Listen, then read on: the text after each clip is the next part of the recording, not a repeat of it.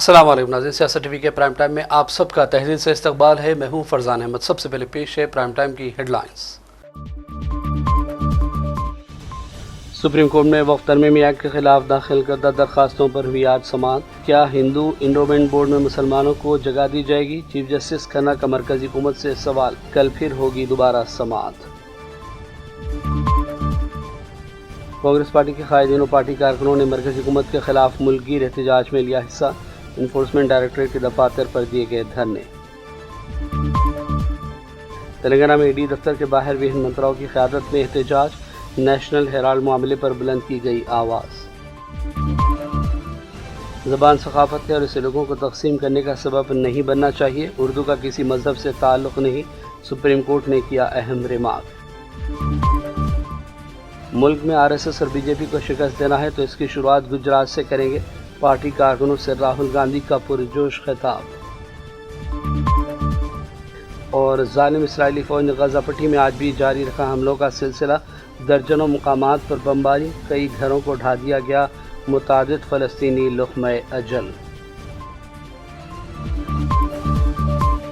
Headlines आपने देखी और पेश खबरों की तफसीलात शुरुआत करेंगे बड़ी खबरों से। सुप्रीम कोर्ट ने वक्फ तरमीमी एक्ट पर मुख्तलिफ दरखास्तों पर आज समाअत की और इस दौरान चीफ जस्टिस खन्ना ने मरकज़ से सवाल किया कि क्या हिंदू इंडोमेंट बोर्ड में मुसलमानों को जगह दी जाएगी। इस तरह चीफ जस्टिस खन्ना ने वक्फ मामलात को लेकर कई सवालात किए और तफसीली समाअत हुई। सुप्रीम कोर्ट ने एक अबूरी फैसला सुनाते हुए कहा कि जो जायदादें अदालत या अवामी इस्तेमाल की बुनियाद पर वक्फ करार दी गई उनको ख़त्म नहीं किया जा सकता। अदालत ने भी कहा कि वक्फ बोर्ड और मरकज़ी वक्फ कौंसिल के तमाम अरकान मुसलमान होंगे। अलबत्ता जो अफराद सरकारी हैसियत से शामिल किए यानी एक्स ऑफिशियल मेंबरान, उनका ताल्लुक़ किसी भी मजहब से हो सकता है। वक्फ एक्ट के खिलाफ दाखिल करदा तमाम दरखास्तों पर कल जुमेरात को 2 बजे फिर एक मरतबा समाअत होगी। कांग्रेस पार्टी की जानिब से मरकज़ी हुकूमत के खिलाफ मुल्कगीर एहतजाज किया गया। एहतजाज इन्फोर्समेंट डायरेक्टरेट के दफातर और मुख्तलिफ अजला में मरकज़ी हुकूमत के दफातर के सामने मुनक़िद हुआ। कांग्रेस का कहना है कि मरकज़ी हुकूमत सियासी इंतकाम और नाइंसाफ़ी की पॉलिसी पर अमल पैरा है, जिसके खिलाफ कांग्रेस ने मुजाहरे किए। दिल्ली में पार्टी हेडक्वार्टर के बाहर भारी सिक्योरिटी तैनात की गई, लेकिन कारकुनों ने पुरजोश अंदाज में एहतजाज जारी रखा। आपको बता दें कि एहतजाज नेशनल हेराल्ड केस से जुड़े तनाज़ात के तनाजुर में किया गया, जहाँ ईडी ने चार्जशीट दाखिल किया जिसमें कांग्रेस के सीनियर रहनुमा सोनिया गांधी और राहुल गांधी भी शामिल है। पार्टी का कहना है कि ईडी की जानिब से की जाने वाली तहकीकात सियासी मुहर्रिकात हैं। इसका मकसद कांग्रेस को कमज़ोर करने की कोशिश है। कांग्रेस लीडरों ने दावा किया कि मरकज़ी हुकूमत अपोजिशन के खिलाफ जमहूरी इदारों का गलत इस्तेमाल कर रही है। देखिए, उसमें कोई दम नहीं है। ये बिल्कुल पॉलिटिकली मोटिवेटेड केस है जिसको लंबे समय तक खींचा गया। हम लोगों को न्यायपालिका में पूरा भरोसा है, we will fight it out legally. लेकिन आप समझिए, जिस एंटिटी में कोई ट्रांजैक्शन नहीं है, कोई लेन देन नहीं हुआ, 1 रुपये का कोई इसमें अदला बदली नहीं हुई है, और जानबूझ के पॉलिटिकली राहुल गांधी जी और सोनिया गांधी जी को टारगेट जो करने का काम किया है, ये पूर्णतः द्वेषपूर्ण भावना से कार्य किया गया है। लेकिन मैं जानता हूं कि देश के लोग समझ रहे हैं इस बात को कि अपने प्रतिद्वंदियों की आवाज़ दबाने के लिए अभी हम लोगों ने गुजरात में अधिवेशन किया था, पार्टी को जिंदा करने के लिए पूरी ताकत लगा रहे हैं, वो उनको नागवार गुजरा है। इसलिए केंद्र सरकार ने जानबूझ के बहुत ही विंडिक्टिव ये कदम उठाया है। इसको हम पॉलिटिकली टैकल करेंगे, लेकिन लीगली भी टैकल करेंगे। मुझे पूरा विश्वास है हमारी न्यायपालिका के ऊपर। उनका कहना है कि आपको प्रोटेस्ट करने का अधिकार है, लेकिन जमीन हड़पने का अधिकार किसने हड़पी है? मुझे कोई प्रूफ कर दे किस कंपनी में कोई ट्रांजैक्शन हुआ है, कोई डिविडेंड पे हुआ है, कोई सैलरी ली गई है, कोई अदला बदली हुई है। कुछ भी नहीं किया गया है। हमारी पार्टी का एक अखबार था, उसके चलाने के लिए लोग पूरी कोशिश लगे हुए थे। एक नॉन प्रॉफिट एंटिटी में अगर कोई ट्रांजैक्शन ही नहीं हुआ है, कोई लेन देन नहीं हुआ है, तो किस आधार पे आप मनी लॉन्ड्रिंग का केस लगा रहे हैं? ये तो सिर्फ छवि बर्बाद करने के लिए कोशिश जो कर रही है भाजपा और केंद्र सरकार, उसमें लगे हुए हैं। बाकी तथ्यों के आधार पर मुझे पूरा विश्वास है कि हमको न्याय मिलेगा, लेकिन पॉलिटिकली एक डैमेज करने के लिए, एक द्वेष की भावना से, बदले की भावना से जो काम कर रहे हैं वो लगातार कर, विपक्ष के तमाम नेताओं को टारगेट कर रहे हैं। और भाजपा में जो नेता हैं उन पे सब उनको खुली छूट मिली है, पाक साफ उनको डिक्लेयर कर दिया गया है, तो जनता सब देख रही है। की वजह से ये सारा चीज हो रहा है। आप लोग लड़ रहे हैं, इस मेगा प्रोटेस्ट से पार्टी क्या हासिल करना चाहती है? अदालत में लड़ाई जिस एजेंसी के जरिए पहुंचाई गई है, उसकी जो पूरी मंशा है वो सिर्फ और सिर्फ विपक्ष को प्रताड़ित करने की। इधर गुजरात में अधिवेशन होता है, राहुल गांधी जी मोडासा पहुंचते हैं और इधर चार्जशीट दाखिल की जाती है। आप क्रोनोलॉजी समझिए ना, भारतीय जनता पार्टी आने वाले बिहार के चुनाव से, गुजरात में कांग्रेस पार्टी की सक्रियता से, आने वाले असम के चुनाव की संभावित हार को देख करके और विपक्ष की सक्रियता को देख करके 400 पार के नारे के बाद भी 240 पे अटक जाने के बाद भारतीय जनता पार्टी चाहती है कि विपक्ष को पूरी तरह से कुचल दिया जाए, उनके संसाधन तोड़ दिए जाएं, उनके नेताओं का मनोबल तोड़ दिया जाए। लेकिन भाजपा ये भूल जाती है कि ये गांधी परिवार है जिसने इस देश के लिए न जाने कितनी कुर्बानियां दी हैं। आप गांधी परिवार पे आरोप लगाते हैं, वो एक गांधी परिवार वो परिवार है जिसने अपनी निजी संपत्तियां इस देश के लिए दान कर दी हैं। आप उस पर इस तरह के आरोप लगाते हैं, ये बहुत शर्मनाक है और इसके खिलाफ पूरे देश में आज कांग्रेस पार्टी प्रदर्शन कर रही है। नेशनल हेराल्ड मामले को लेकर तेलंगाना में ईडी दफ्तर के बाहर वी हेमंत राव की क़यादत में एक मुख्तसर धरना दिया गया। National Herald money laundering case में ईडी की कार्रवाई के खिलाफ कांग्रेस ने मुल्क भर में एहतजाज का ऐलान किया था, जिसके तहत मुल्क के मुख्तलिफ हिस्सों में कांग्रेस कारकुनों ने ईडी दफातर के सामने मुजाहरे किए। हेमंत राव और दीगर कायदीन ने हैदराबाद में ईडी के दफ्तर के सामने अकेले ही धरना दिया और हुकूमत के खिलाफ नारेबाजी की। उन्होंने कहा कि ये कार्रवाइयाँ सियासी इंतकाम का हिस्सा हैं और कांग्रेस इसके खिलाफ लड़ती रहेगी। कांग्रेस ने मरकजी हुकूमत पर इल्ज़ाम लगाया कि वो ईडी जैसे इदारों का गलत इस्तेमाल करके अपोजिशन को निशाना बनाने की कोशिशों में लगी हुई है। इस दौरान ये भी इत्तला है कि तेलंगाना में मजीद बड़े पैमाने पर एहतजाजी मुजाहरे होंगे। प्रियंका गांधी के शौहर रॉबर्ट वाड्रा को आज मुसलसल दूसरे दिन ईडी ने पूछताछ के लिए तलब किया। इस मौके पर प्रियंका गांधी खुद ईडी के दफ्तर तक रॉबर्ट वाड्रा को छोड़ने के लिए पहुंची और जज्बाती अंदाज में अपने शौहर को गले लगाया। रॉबर्ट वाड्रा ने कहा कि हम लोगों की आवाज़ उठाते हैं, इसलिए हमको निशाना बनाया जा रहा है। उनका इशारा ईडी जांच को लेकर था। वाड्रा ने भी कहा कि हम सॉफ्ट टारगेट नहीं हैं बल्कि हार्ड टारगेट हैं। परेशान करने की कोई भी कोशिश कामयाब नहीं होगी। देखिए, सॉफ्ट टारगेट तो मैं अपने आप को कभी नहीं बुलाऊंगा। मैं तो जितनी बार आप मेरे को परेशान करोगे या मतलब कोई भी प्रेशर डालोगे, मैं और उभर के आऊंगा और स्ट्रांग ही बनूंगा। तो टारगेट हो या जो भी है, टारगेट है क्योंकि हम रेलेवेंट हैं, हम लोगों की बात रखते हैं, हम किसी से डरते नहीं है। हम हमेशा लोगों के लिए लड़ते रहेंगे और संसद में चाहे राहुल को रोका जाए या मुझे बाहर रोका जाए, हम तो लड़ते रहेंगे, सच्चाई के लिए लड़ते रहेंगे और लोगों के लिए लड़ते रहेंगे। तो टारगेट है हम जरूर, पर सॉफ्ट टारगेट नहीं है, हम हार्ड टारगेट है और हार्डर बनते रहेंगे। देखिए, मेरा ये सोच है कि समय बदलता रहता है हमेशा। और बढ़ते हैं दीगर खबरों की जानिब। बीआरएस के वर्किंग प्रेसिडेंट KTR साबिक बोधन MLA शकील आमिर के घर पहुंचे और उनकी वालदा के इंतकाल पर ताज़ियत का इजहार किया। इस मौके पर आमिर शकील के अहलिया और दीगर BRS कायदीन भी मौजूद थे। याद रहे कि हाल ही में शकील की वालदा का इंतकाल हुआ, जिसके बाद वो दुबई से वापस वतन पहुंचे थे। शहर हैदराबाद की ईदगाह बिलारी हॉकी ग्राउंड मसहब टैंक में इज्तिमाई दुआ की गई। वफ़ क़वानीन के सिलसिले में किसी भी तरह के मुज़ाहरों जलसे आम से ज़्यादा उम्मत मुस्लिमा को रुजू इल्लाह की भी ज़्यादा ज़रूरत है, ताकि मुसलसल कोशिशों और काविशों के बावजूद होने वाली नाकामियों को तौबा इस्तग़फ़ार और दुआओं के ज़रिए कामयाबी में बदला जा सके। इदारे सियासत की जानिब से मंगल की शब ईदगाह बिलारी मसहब टैंक पर मुनक़िदा सलातुल हाजत और दुआ इज्तिमा से कबल मौलाना मुफ्ती सईद खान की इमामत में नमाज इशा हुई, जिसके बाद खतीब व इमाम शाही मस्जिद बाग़-ए-आमा हाफ़िज़ मौलाना एहसन बिन अब्दुर्रहमान अल-हमूमी ने ख़तंगेज़ दुआ की, जिसमें सैकड़ों अफराद ने शिरकत की, जिसमें बड़ी तादाद ख़वातीन और बच्चों की भी थी। इस्तक़बाल आमिर अली खान, न्यूज़ एडिटर, सियासत और MLC आदिलाबाद से शुरू होने वाली वफ़ रैली के साथ 300 किलोमीटर की मुसाफत तय करते हुए ईदगाह बिलाली हैदराबाद पहुँचे, जहाँ रैली इज्तिमा का हिस्सा बन गई। ईदगाह बिलाली में दुआ इज्तिमा के लिए वसीतर इंतज़ामात किए गए थे। आइए देखते हैं दुआ के ये मनाज़िर।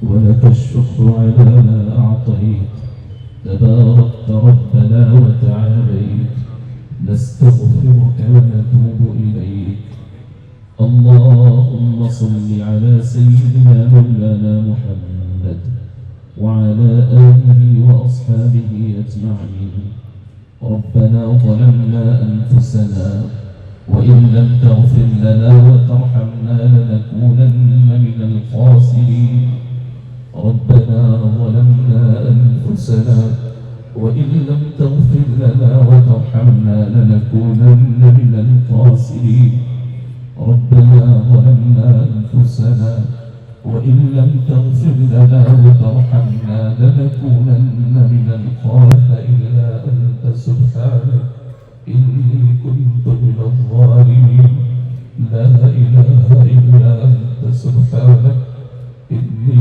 كنت من الظالمين رب إني مغلوب فانتصر رب إني مغلوب فانتصر رب إني مغلوب فانتصر رب إني مسني الضر وأنت أرحم الراحمين رب إني مسني الضر وأنت أرحم الراحمين رب إني مسني الضر وأنت أرحم الراحمين رب لا تذرني فردا وأنت خير वरंगल के शमूनपेट की मरूफ दरगाह हज़रत रोशन शहीद रहमतुल्लाह अलैह में ईद मिलाद प्रोग्राम मुनक़िद हुआ। इस मौके पर वक्त तरमीमी एक्ट के खिलाफ क़सीदा बुर्द शरीफ के दौरान खुसूसी दुआओं का अहतमाम हुआ। सदर मस्जिद व दरगाह हज़रत सैयद शारिफुद्दीन हुसैनी ने कहा कि हमें ज़ालिमाना तरमीम के खिलाफ आवाज़ बुलंद करना है और साथ ही अल्लाह रब्बुल इज़्ज़त से दुआएँ भी मांगना ज़रूरी है।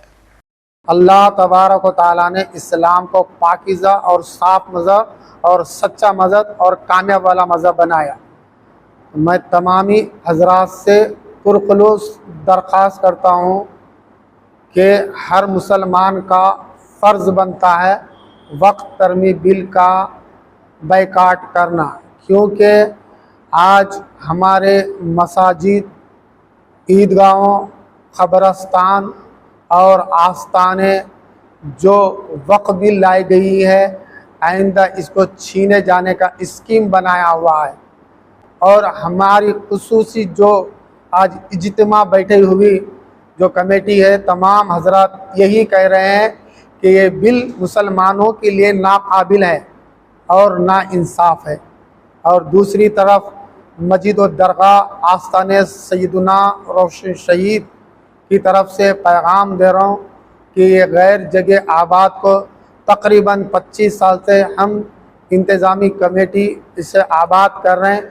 मैं तमामी हजरात से यही अपील करता हूँ, अल्लाह हमको जो दिया उससे गरीब, यतीम, असीर, मजबूर का ख्याल करो और अल्लाह की वफ़ की अमानतों का हिफाजत करो।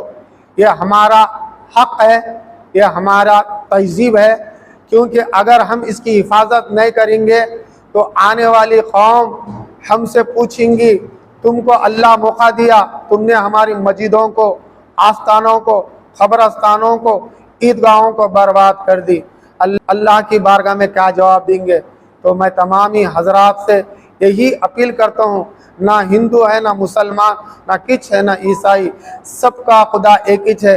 यहाँ गंगा जमुना तहजीब है। मैं तमामी हजरात से फिर एक मरतबा दर्द भर अंदाज से कहता हूँ, अल्लाह की अमानतों को बचाओ। बीआरएस समसी कविता ने पार्टी की सिल्वर जुबली के सिलसिले में मुहिम में हिस्सा लिया। इस महीने की 27 तारीख को बीआरएस पार्टी की सिल्वर जुबली तकरीबात से पहले एक कदम उठाते हुए कविता ने जगतियाल में वॉल पेंटिंग मुहिम में शिरकत की और जय केसीआर जय बीआरएस के नारे तहरीर किए। याद रहे कि 27 अप्रैल को वरंगल में केसीआर की क़यादत में बीआरएस पार्टी का बड़ा अवामी तेलंगाना हज कमेटी का आज हैदराबाद में एक अहम इजलास हुआ, जिसमें चेयरमैन तेलंगाना हज कमेटी अलहाज अफजल बयाबानी साहब अलमारूफ खुसरो पाशा ने सदारत की और बाद में मीडिया को इजलास के हवाले से तफसीलात से भी आगाह किया।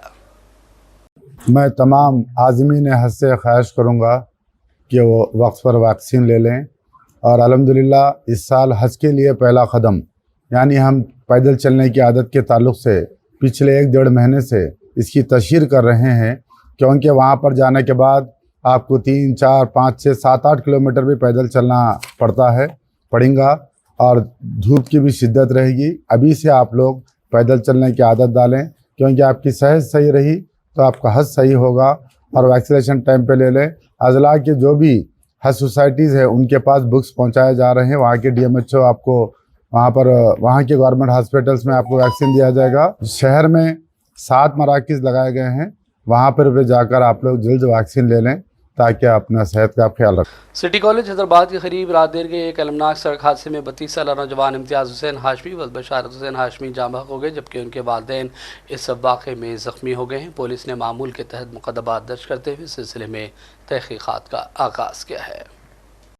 शहर हैदराबाद के मुज़ाफ़ाती इलाके राजेंद्र नगर एग्जिट 17 पर वाक़ टोल प्लाजा पर आज उस वक्त कशीदगी देखी गई जब एक सरकारी मुलाजिम और उसके अफराद ख़ानदान ने टोल स्टाफ पर हमला कर दिया। तफसीलात के मुताबिक हुसैन सिद्दीकी नामी शख्स जो रंगारेड्डी कलेक्टर ऑफिस में जूनियर असिस्टेंट के तौर पर काम करता है, अपनी गाड़ी पर टोल टैक्स की छूट चाह रहा था, लेकिन टोल स्टाफ ने बताया कि कोई छूट नहीं दी जाएगी, जिस पर हुसैन सिद्दीकी गुस्से में आ गए और मुमैना तौर पर उन्होंने अपने ख़ानदान के अफराद के साथ मिलकर टोल मुलाजिमीन पर हमला कर दिया। जब दीगर टोल मुलाजिमीन बीच बचाव की कोशिश की तो उन पर भी हमला किया गया। फौरी तौर पर पुलिस पहुंच गई और इस सिलसिले में सीसीटीवी फुटेज देखते हुए वाक़े की तफसीलात इकट्ठी की जा रही हैं और तहकीकात का आगाज़ किया गया। और बढ़ते हैं दीगर चंद अहम कौमी और आलमी खबरों की जारी। महाराष्ट्र में म्यूनसिपल काउंसिल की इमारत के साइन बोर्ड पर उर्दू के इस्तेमाल को बरकरार रखते हुए सुप्रीम कोर्ट ने कहा कि ज़बान सकाफ़त है, इसे लोगों को तकसीम करने का सबब नहीं बनाना चाहिए और उर्दू गंगा जमनी तहजीब और हिंदुस्तानी तहजीब का बेहतरीन नमूना है। जस्टिस सुधांशु धूलिया, जस्टिस के विनोद चंद्रन की बेंच ने मुंबई हाई कोर्ट के इस फैसले में मुदाखलत करने से इनकार कर दिया कि उर्दू का इस्तेमाल महाराष्ट्र लोकल अथॉरिटी सरकारी ज़बानों एक्ट 2022 के तहत या कानून की किसी भी शक्ल में ममनू नहीं है। एक साबिक़ काउंसलर ने महाराष्ट्र के अकोला ज़िला में म्यूनसिपल काउंसिल की इमारत के साइन बोर्ड पर उर्दू के इस्तेमाल को चैलेंज करते हुए दरख्वास्त दी थी। सुप्रीम कोर्ट ने कहा कि हमारी गलतफहमी शायद किसी ज़बान के बारे में हमारे तासुबात को हिम्मत और सच्चाई के साथ हकीकत के मुकाबले में आजमाना होगा, जो कि हमारी कौम का अजीम तनव्वु है। हमारी ताकत हमारी कमज़ोरी न बने। आइए उर्दू और हर ज़बान से दोस्ती करें। अदालत ने भी कहा कि यह गलतफहमी है कि उर्दू हिंदुस्तान के लिए अजनबी है। कांग्रेस के साबिक़ सदर राहुल गांधी गुजरात का दौरा कर रहे हैं। उन्होंने कारकुनों से खिताब में कहा है मुल्क में आरएसएस और बीजेपी को शिकस्त देना है तो इसकी शुरुआत गुजरात से करेंगे। इन दोनों राहुल गुजरात पर खास तवज्जो मरकूज किए हुए हैं। राहुल ने कहा कि कांग्रेस की विचारधारा गुजरात से ही मिलती है और हमें यहाँ से कामयाबी का सिलसिला शुरू करना चाहिए। हम कुछ महीनों से इंटरनली खारगे जी और हमारी जो दिल्ली में सीनियर लीडरशिप है, हमारा डिस्कशन हो रहा है कि कांग्रेस पार्टी को हम मजबूत कैसे करें, क्योंकि सच में ये जो लड़ाई चल रही है ये राजनीतिक लड़ाई तो है, मगर ये विचारधारा की लड़ाई भी है। और विचारधारा की सिर्फ दो पार्टियां हिंदुस्तान में, एक बीजेपी और आरएसएस और दूसरी कांग्रेस पार्टी। तो लड़ाई इन दोनों के बीच में है और पूरा देश जानता है, समझता है कि कांग्रेस पार्टी ही आरएसएस और बीजेपी को हरा सकती है। और इसमें मैं एक और चीज जोड़ना चाहता हूं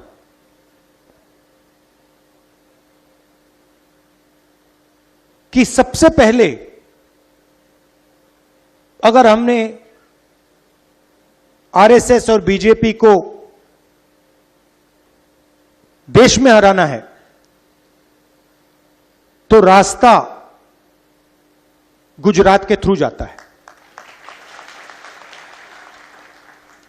हमें पहले यहां पर जो हमारी ओरिजिनल फाउंडेशन थी, हमारी पार्टी भी अगर आप सोचें, हमारी पार्टी भी गुजरात से ही शुरू हुई थी।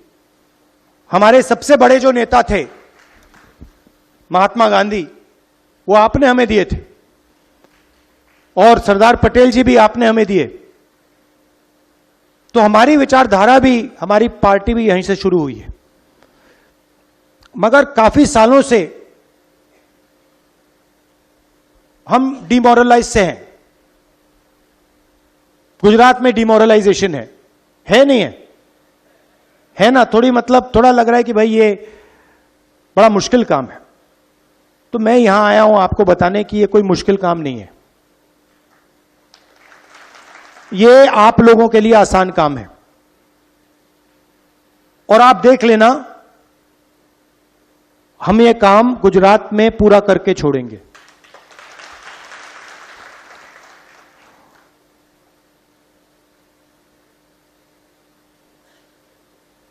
तो हमने निर्णय लिया है कि कांग्रेस पार्टी में हमें थोड़ा बदलाव लाना पड़ेगा। अभी मैं आपके डिस्ट्रिक्ट के सीनियर नेताओं से मिला और बहुत अच्छा डिस्कशन हुआ और उन्होंने 2-3 चीजें मुझे कही जो शायद हर डिस्ट्रिक्ट के नेता कहेंगे। सबसे पहले, जो हमारे बीच में कंपटीशन होता है वो डिस्ट्रक्टिव कंपटीशन होता है, प्रोडक्टिव कंपटीशन नहीं होता है। दूसरी बात, लोकल लोगों को, लोकल डिस्ट्रिक्ट्स के नेताओं को टिकट डिसीजन में शामिल नहीं किया जाता है। टिकट, उन्होंने हमें बताया भैया टिकट हमें पता नहीं कहां से आया, पता नहीं कहां से मतलब आसमान से टपक के आ जाते हैं, राइट।